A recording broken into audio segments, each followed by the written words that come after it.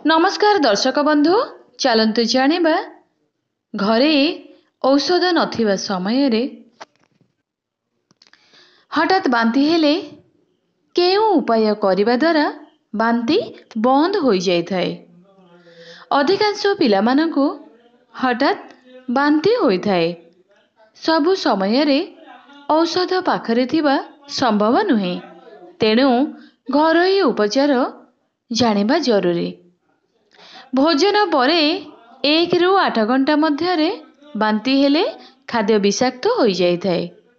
Hangover, गर्भधारण, अत्यधिक खाइबा, गैस्ट्रिक अल्सर इत्यादि द्वारा मध्य बांती होई पारे। अदा बांती लागिबा समय रे एक छोट अदा खंड को पाटीर कଳରେ रखी धीरे धीरे चोबाई अदा रस को खाइले बांती बंद हो जाय थाए।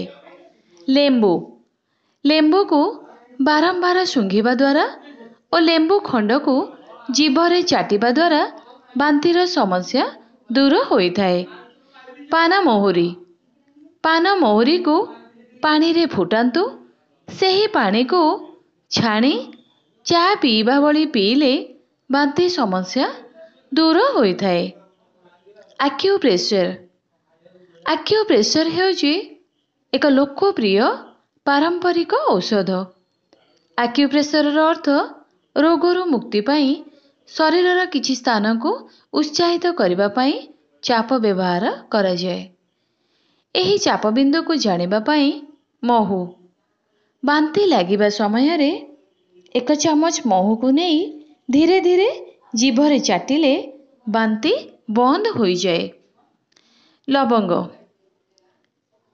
4टी लवंग को कुटी 1 ग्लास पानी रे गरम करंतु। 1 ग्लास पानी फुटी अध कप पानी हेले ताकू छाणी पियंतु। एहा द्वारा बांती शीघ्र भल होई जाय थाए।